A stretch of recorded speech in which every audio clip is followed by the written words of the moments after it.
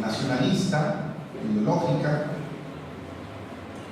y de la misma manera el conocimiento que se consideraba válido, que se consideraba pertinente, y de la manera en que esto se presentaba. Se genera, por ejemplo, la idea del libro de texto, el libro de texto masivo, homogenizador. Y cuando las sociedades de manera masiva aprenden a leer y escribir, también se convierten en potenciales consumidores del libro, que se va a transformar ahora sí abiertamente en una mercancía. Y es en este contexto decimonónico de finales del siglo XIX en que aparece también la idea del bestseller o del librillo que se podía vender en cantidades considerables. La edición de bolsillo que se conseguía en un ferrocarril o en un barco, medio de transporte, para entretener, los tirajes masivos de periódicos con abundancia de textos, con novelas por entregas, por capítulos. Y la producción de textos y de libros realmente tiende a crecer de manera constante y a unos niveles pues ya ahora sí que tan grandes que representaba una imposibilidad a una persona poder siquiera leer una partecita, una fracción de todo lo que había sido publicado. Por eso que se vuelve incomestable. La lucha decimonónica entre el conocimiento erudito y luego, en el siglo XX, conocimiento especializado. Es una discusión que tenemos hoy. ¿Qué abogamos? ¿Por el conocimiento erudito o por el conocimiento especializado? Conocimiento erudito sabe mucho, sabe de muchas cosas, pero no profundiza. Y el conocimiento especializado profundiza en algo, pero ignora el resto. Y ambas cosas pueden ser complejas y difíciles.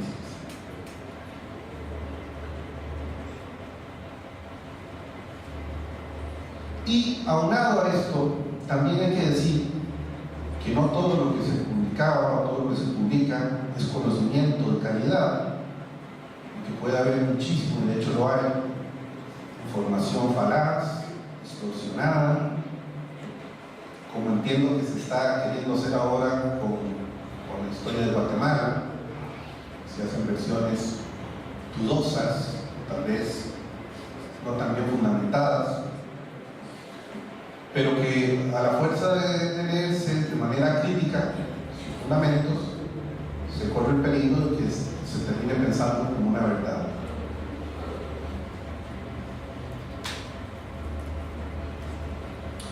Para el siglo XX, el salto cualitativo de los soportes del conocimiento se hace todavía más dramático. Ya se había iniciado con la producción masiva de libros, como les dije, pero es que aparecen otros elementos tecnológicos que potencian esto que estoy diciendo.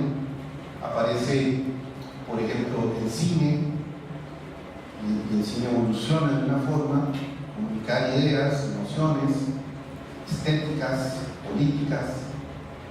Aparece la radio, que fue en primer momento uno de los medios más populares y eficaces de transmisión de información. Aparece más tarde la televisión, que desafortunadamente es una de esas formas de captación de atención, transmisión de información poco interactiva, que la mayor parte de las veces tiene embrutecernos. Es un entretenimiento fácil.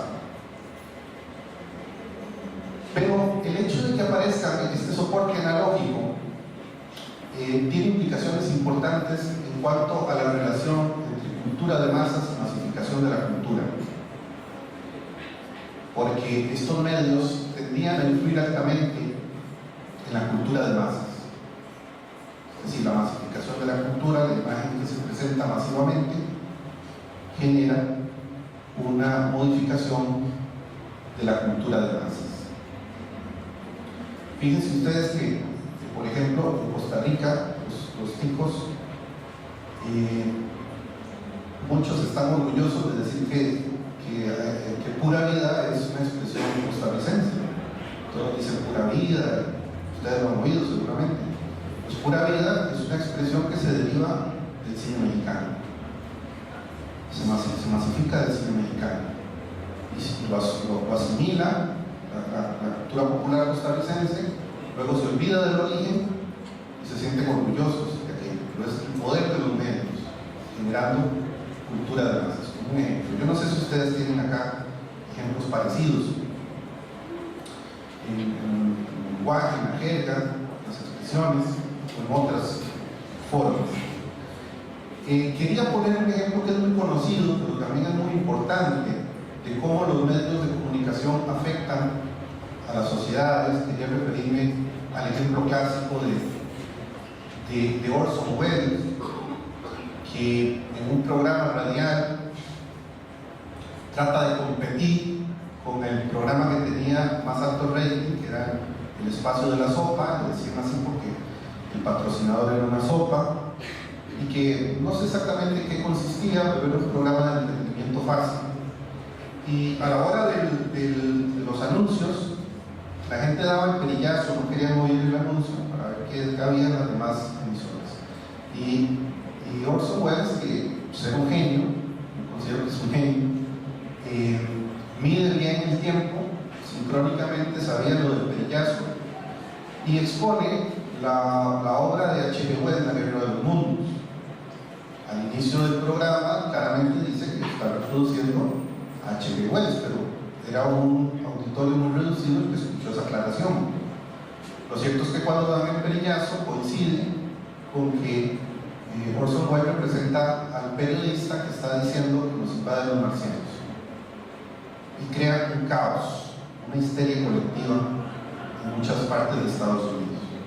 Gente que llamaba a la policía porque decía que estaba viendo un marciano en el patio de la casa, o se volvían histéricos y había que llevarlos al médico, y la policía trata de intervenir en la radioemisora en la que está Orson Welles, y él pone un palo de escoba incluso para que no interrumpan el programa hasta el final.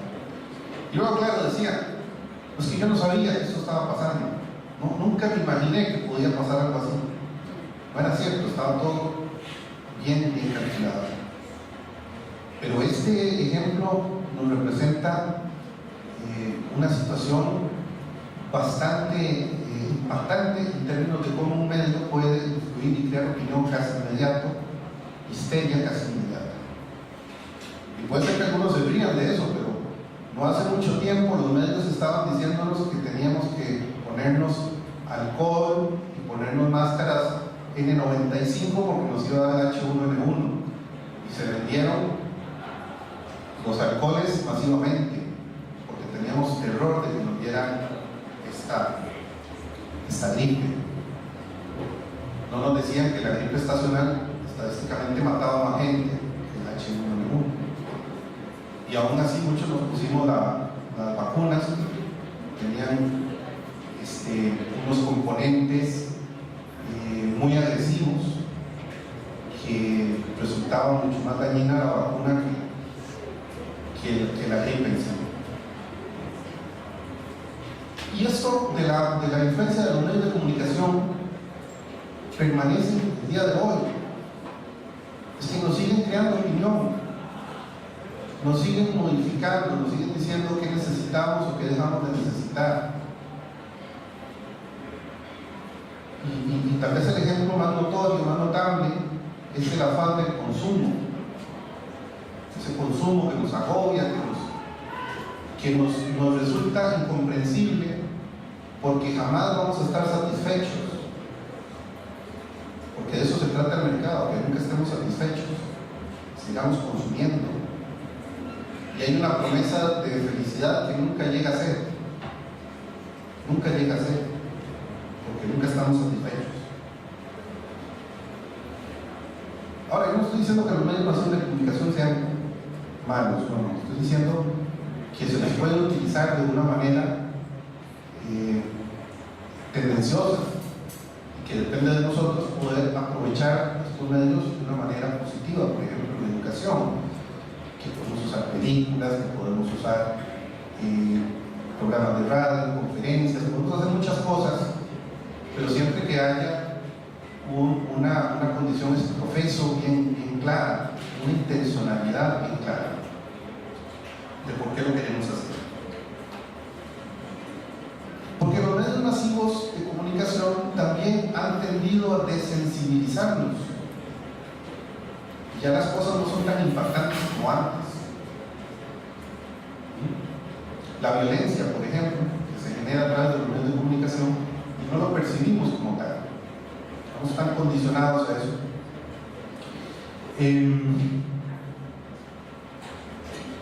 Pónganse ustedes a pensar en las prohibiciones, tal o cual película, tal o cual medio es prohibido para mayores, pero para, no sé, 21 años, 18 años, dependiendo del país. Y probablemente de lo que estábamos hablando era de que al artista principal se le veía brevemente el seno, y ya por esto era prohibido y era escandaloso.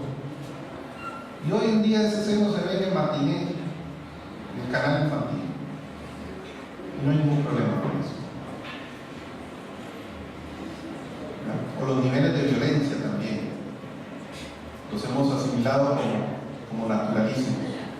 Cuando pasaban la película del exorcista, por ejemplo, había gente que se descomponía en el cine, se desmayaba. Y hoy los niños ven eso y dicen, ¿por qué tenían miedo a eso? Si hasta malos son los efectos. Y ven algo 10 veces peor, comiendo palomitas de maíz, los juegos de video. Hay un juego de video que se especializa, el objetivo del juego es asesinar gente. Así es. En uno de esos se asesina al Papa. El objetivo es asesinar al Papa. Y son juegos de primerísimo.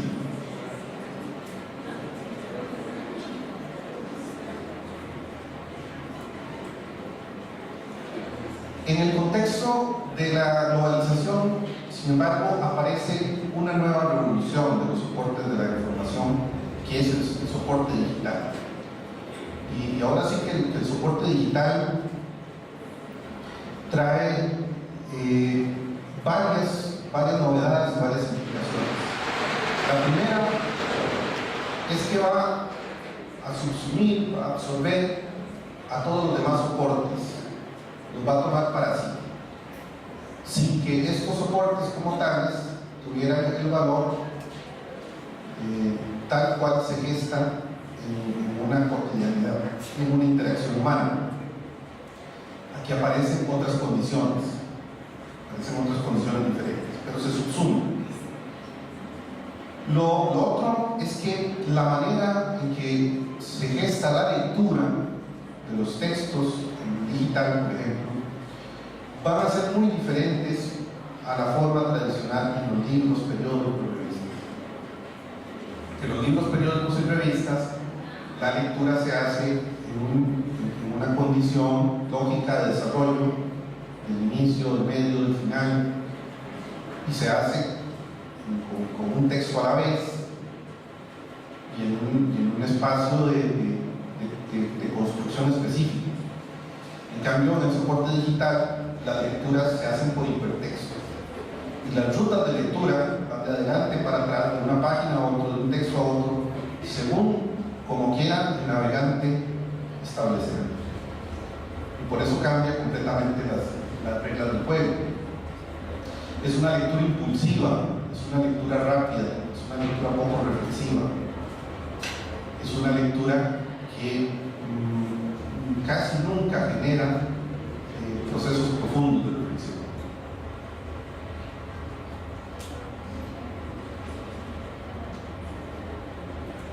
Otra cosa es que la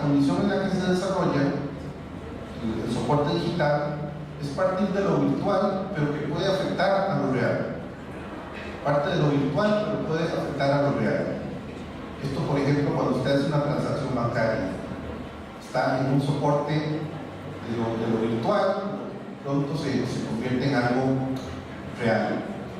Y en el asunto bancario eso también es un problema, porque ahora la generación de dinero ni siquiera necesita de papel moneda, ni siquiera necesita de ediciones impresas, sino que necesita simplemente de un clic para que esto funcione.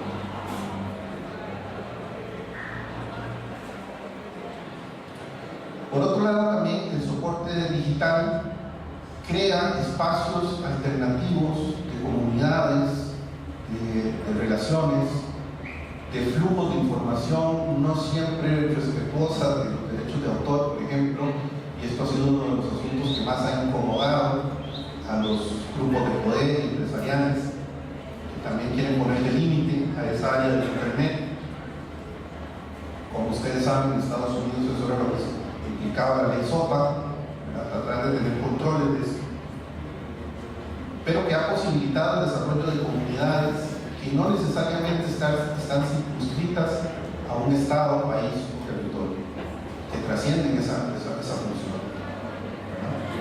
Y así hay comunidades de conocimiento de españoles, de estadounidenses, de costarricenses, de guatemaltecos.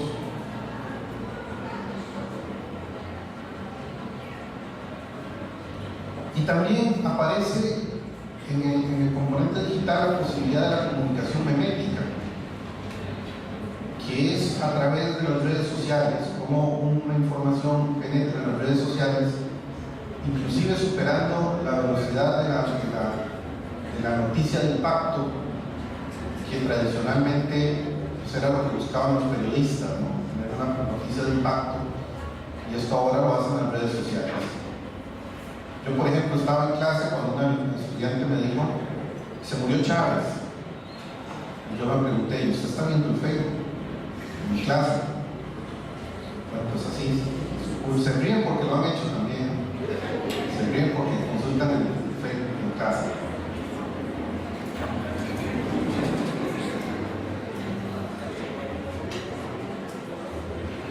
Y finalmente, que el soporte digital permite que todos se sientan autores.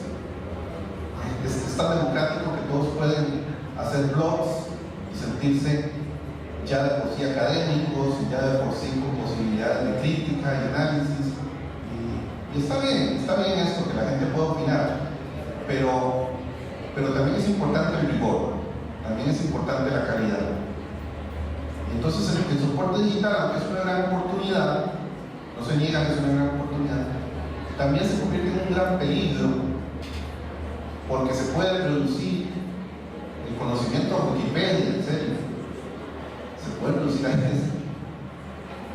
Y por supuesto que eso es bastante alarmante. No, la función universitaria en relación al soporte digital debe ser siempre crítica, selectiva, con filtros. Que hay cosas muy valiosas en la red, efectivamente, sí, hay muchas cosas muy valiosas, pero también hay muchísima basura. Fíjense ustedes que la tendencia hoy en día es que la gente asuma la tecnología como consumidores, no como productores de conocimiento.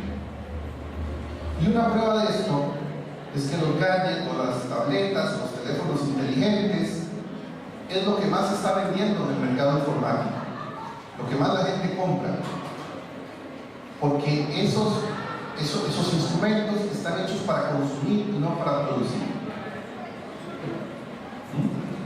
Una laptop, una computadora de torre es un instrumento de trabajo, pero una tableta tiene una función más de entretenimiento o de consumo. O sea, la mayoría de apps que hay son de consumo. O ustedes se miran, por ejemplo, escribiendo una tesis en una tableta o un teléfono. Yo no me veo en eso. La tableta puede servir, por ejemplo, para orientar la exposición de alguien, eso sí puede servir, pero no para escribir una tesis. Y entonces somos consumidores y se nos dice que de esa manera estamos aprendiendo mejor. Lo que estamos es consumiendo.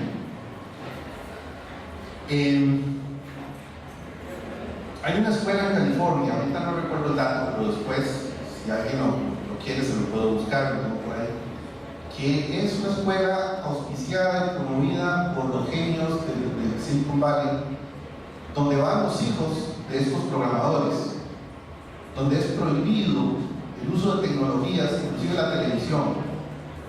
Los métodos son tradicionales, analógicos. ¿Saben por qué? Porque estos programadores quieren que sus hijos sean productores, no consumidores. Quieren que sean generadores de pensamiento, no solo consumidores. Pero estamos felices consumiendo, estamos felices bajándonos el app. Y no está mal, es entretenido, pero entendamos que tenemos que ser también selectivos, tener un momento para decir no, esto no, y dónde están los valores y dónde está lo esencial que debo manejar. Por eso el soporte digital no es la panacea. Si alguien está pensando que una educación se mejora teniendo una pizarra electrónica, está completamente equivocado. Está completamente equivocado, porque con la tecnología más de punta se puede hacer la clase más tradicional e intrascendente. De nuevo, el valor del conocimiento está en el ser humano. Los demás son medios. No convertamos los medios en fines, porque ahí es donde incurrimos en errores profundos. Voy a adelantarme un poco, que no quiero aburrirlos, pero con esas características, con esos criterios acerca de los soportes con los que todos estamos operando hoy, que es parte de nuestra realidad y que es parte de una generación última, la de los 850, que había dicho Tom, ¿se acuerdan? La última generación es la que ha vivido más cambios, más transformaciones tecnológicas, políticas, culturales. La última generación ha experimentado más transformaciones dramáticas en términos de conocimiento que todas las anteriores, juntas. Y esa es la época en la que estamos viviendo. Ese es el impacto en el que estamos nosotros pues desarrollándonos. Y claro, creyendo muchas veces de manera ingenua que así ha vivido la humanidad siempre y que estas son las condiciones normales, naturales siempre. No es así. No es así. Esta es una época de grandes contradicciones, pero también de grandes posibilidades. Esa era un escribillo de un cantautor chileno muy curioso, que me parece que es pertinente esta reflexión. Hay grandes contrastes, pero también grandes oportunidades. Bien, ¿qué debemos llevarnos nosotros? ¿Qué debemos pensar? Bueno, primero que todo, que el conocimiento es un bien humano que debe ser conservado, mejorado, potenciado, pero con una intencionalidad profunda, es decir, en pos de la dignidad humana, de la vida, del equilibrio ecológico. Pongan ustedes el esquema axiológico que mejor les parezca, pero que tenga profundidad, porque en el contexto neoliberal nos están diciendo que lo importante es el consumo, que lo importante es el mercado, que lo importante es el beneficio, y el ser humano ¿dónde queda? ¿Y dónde queda el ser humano? La educación de calidad es importantísima, pero para tener una educación de calidad yo tengo que tener una actitud seria y de compromiso. Si alguien está diciendo una idea profunda y yo no la escucho, soy culpable de ignorar y de desaprovechar la oportunidad. Aquí tengo que tener una conciencia personal un compromiso de lo que estoy haciendo en la gestión, por ejemplo, universitaria. Algunos el conocimiento los persigue, pero ellos van más rápido, fluyen. Hay 4 teóricos fundamentales que nosotros debemos tomar en cuenta para este contexto de la información compleja. Pueden haber más, tengo 4, pueden haber más. No crean que esto es una receta, esto es algo que yo considero porque puedo estudiar. En primer lugar, yo creo que es indispensable en los procesos educativos que tengamos conciencia del aprendizaje icónico que nos proponía Jerome Bruner. Y esto es real, que hay las generaciones, las nuevas generaciones, son generaciones icónicas, se mueven más por imágenes, y esto es una cuestión que tenemos que saber manejar, ¿verdad? Estudiantes y profesores debemos saber manejar. Y luego el conocimiento autónomo, el aprendizaje por descubrimiento, la autogestión. Por ahí también aparece David Ausubel, que nos promete el aprendizaje significativo. El aprendizaje significativo no es de gusto, no es de gusto. Lo significativo no es lo que me gusta. Lo significativo es lo que me ayuda a explicar el mundo en el que vivo, lo que me ayuda a resolver problemas de mi entorno, míos y de mi comunidad. Eso es lo significativo. Lo significativo puede ser muy complejo. Y esta didáctica, ojo con el concepto de didáctica. Hay gente que piensa que la didáctica es facilitar la educación. No, la didáctica no es para facilitar la educación. La didáctica es para motivar el reto de educarse, puede ser complejo. Y si esa motivación facilita el proceso, magnífico. Pero el conocimiento complejo no se le puede dividir porque se pierde. Se pierde. Tratando de hacerlo fácil, deja de ser sustantivo. También tenemos que tomar en cuenta a Lev Vygotsky, que nos habla del aprendizaje social en el desarrollo próximo, del aprendizaje cooperativo. Se aprende en comunidad, somos seres gregarios. Esto es vital. Vygotsky es una de las personas, a pesar de que murió tan joven, murió menos de 30 años me parece, pero dejó un legado enorme, escritos y conferencias. Y esta idea es una idea profunda, el aprendizaje cooperativo. Es que si nos quedamos de manera individual, no tenemos oportunidad. Esto tenemos que compartir, tenemos que hacer comunidad, tenemos que crecer juntos. Eso es lo que Vygotsky nos llamaba. Y el último de los teóricos que menciono es a Jean Piaget, porque habla del aprendizaje evolutivo, operatorio, transferible. O sea, el aprendizaje debe llevarnos a generar nuevo conocimiento y a resolver problemas muchísimo más allá de la gestión que lo originó. Y pondría como punto final acá el conocimiento, la aproximación a lo que es la neurociencia, la neuropsicología, que ha venido a generar unos aportes realmente valiosos en términos de cómo comprendemos, cómo tomamos decisiones, cómo actuamos, que son también de suma importancia. En cuanto al soporte oral, pues va a depender de ustedes, porque el soporte oral no solo implica que alguien verbalice algo, sino que implica la capacidad de escucha y de interacción, de procesos mayéuticos, de procesos críticos, de diálogos. Es que eso es la función universitaria, profesores y alumnos.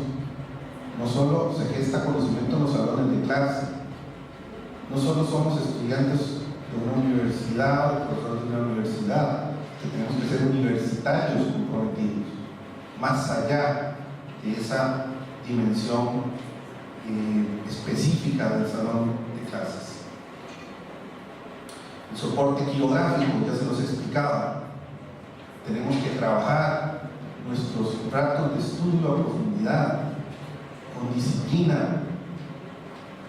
disciplina, y si le adjuntamos el soporte tipográfico, yo les diría, sí, muy bien, esfuércense por tener mejores bibliotecas, esfuércense por tener colecciones más actualizadas, eso está muy bien, pero es que